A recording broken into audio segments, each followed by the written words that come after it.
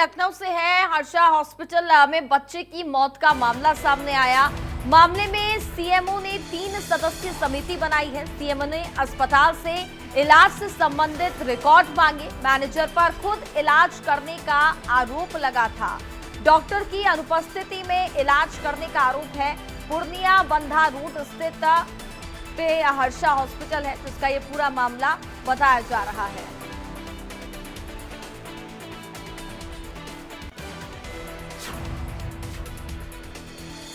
तो बड़ी जानकारी आप तक पहुंचा रहे हैं। हर्षा हॉस्पिटल में बच्चे की मौत का मामला सामने आया है। मामले में सीएमओ ने 3 सदस्यीय समिति बनाई है। सीएमओ ने अस्पताल से इलाज से संबंधित रिकॉर्ड मांगे हैं। मैनेजर पर खुद ही इलाज करने का आरोप लगा था।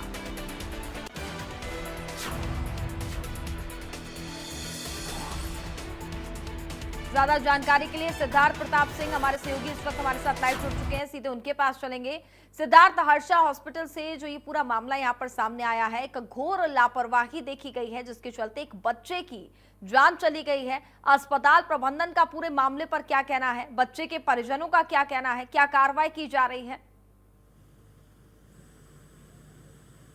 देखिए, आपको कनिका बता दें कि पूर्णिया हर्षा हॉस्पिटल में एक बच्चे को एडमिट कराया गया मंगलवार को। उसके आंत में इन्फेक्शन था। आपको बता दें कि केजीएमयू पहले वो गए, उनके परिजन लेकर गए, लेकिन उनको बेड नहीं मिला। लेकिन एक दलाल के माध्यम से उसको यहाँ पर एडमिट कराया गया।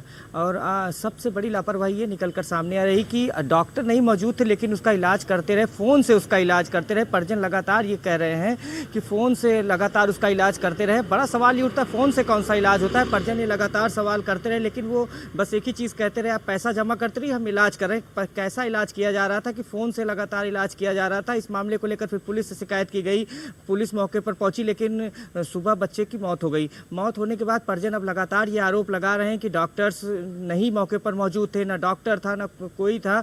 जो मैनेजर था वो फ़ोन से डॉक्टर से पूछ कर दवा दे रहा था। इस मामले को लेकर उन्होंने शिकायत की और अब सीएमओ ने 3 सदस्यीय समिति का गठन कर दिया और मामले की जाँच करेगी। जो सीसीटीवी फुटेज है उनकी जाँच की जाएगी, कौन मौजूद था, और हॉस्पिटल के जो रजिस्टर हैं उनको चेक किया जाएगा। लेकिन बड़ा सवाल ये उठता है कि ये ऐसे अस्पताल की पहले भी शिकायतें हुई लखनऊ में, लेकिन ठोस कार्रवाई क्यों नहीं की जाती? किस चीज़ का इंतजार होता है? ये बड़ा सवाल उठता है। और स्वास्थ्य विभाग लगातार इस तरीके के घेरे में रहा है और लगातार सवाल उठते रहे और इस तरीके से आरोप लगते रहे, लेकिन कोई ठोस कार्रवाई लोगों के खिलाफ नहीं की जाती। फिर जांच की जाती है। जांच होने के बाद कुछ दिन बाद कई अस्पताल ऐसे हुए जिनके खिलाफ शिकायत की गई, बाद में उन्हें क्लीन चिट दे दी गई। लेकिन ये राजधानी लखनऊ का जब ये हाल है, तो आप समझ सकती है छोटे जिलों में किस तरीके से स्वास्थ्य व्यवस्थाएं और किस तरीके से ये जो प्राइवेट नर्सिंग होम के हैं वो मनबड़ हो गए हैं। अब बिल्कुल जो परिजन है वो लगातार, जब हमने परिजन से बात की, परिजनों का कहना है कि हम इसके लेकर लड़ाई लड़ रहे हैं और न्याय की मांग करते हैं और लगातार इस मामले की शिकायत कर रहे हैं वो। अब देखना ये है कि अस्पताल के खिलाफ क्या कार्रवाई की जाती है। लेकिन ये पहला मामला नहीं इस अस्पताल के खिलाफ। इसके पहले भी कई शिकायतें की गई, लेकिन कुछ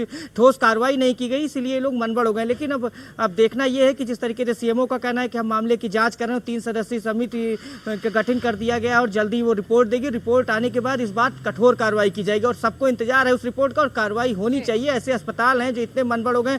और ये बड़ा सवाल ये भी उठता है कि उत्तर प्रदेश में स्वास्थ्य व्यवस्था की बात कर लें, केजीएमयू में उनको बेड नहीं मिला।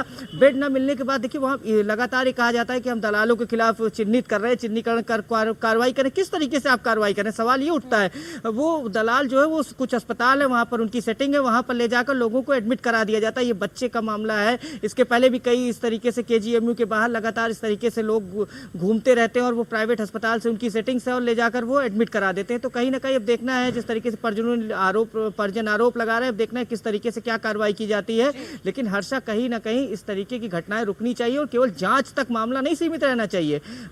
कनिका, तो जांच तक ही मामला नहीं सीमित रहना चाहिए और कहीं ना कहीं इस तरीके पर ठोस कार्रवाई होगी, तभी जाकर इस तरीके के मामले नहीं देखने को मिलेंगे। जी कनिका। बिल्कुल, देखिए आपने जानकारी दी, विस्तार से समझाया कि ये कोई पहला मामला नहीं है। लगातार इस तरीके के मामले सामने आते रहते हैं। आखिरकार इतने बुलंद हौसले कैसे हो जा रहे हैं कि मैनेजर यहाँ पर डॉक्टर बन के इलाज कर रहे हैं? जो डॉक्टरी की पढ़ाई सालों से डॉक्टर करते आ रहे हैं, वहां यहाँ मैनेजर डॉक्टर बन करके मरीजों का इलाज कर रहे हैं, फोन पर इलाज हो रहा है। और अगर इस तरीके का मामला सामने आता है तो तत्काल इस पर कार्रवाई की जानी चाहिए।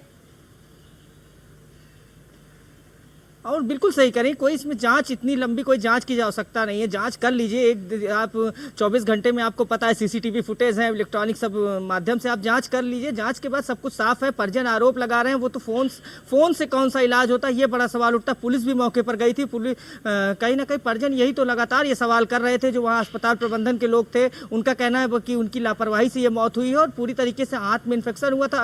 अगर व्यवस्था नहीं थी, आपके पास डॉक्टर्स नहीं थे, आपने इलाज क्यों शुरू किया, ये बड़ा सवाल उठता है। और ये सीधे सीधे बड़े लोगों के अस्पताल होते हैं जिस पर स्वास्थ्य विभाग भी पहले हाथ डालने की हिमाकत नहीं करता है, लेकिन अब इस बार जो परिजन है वो लगातार ये मांग कर रहे हैं कि इनके खिलाफ सख्त कार्रवाई की जाए। और ये सबसे महत्वपूर्ण बात ये है कि ये उत्तर प्रदेश की राजधानी है, जब राजधानी में इतने स्वास्थ्य विभाग का ये स्वास्थ्य व्यवस्था का ये हाल है तो आप पूरे प्रदेश की स्थिति समझ सकती हैं।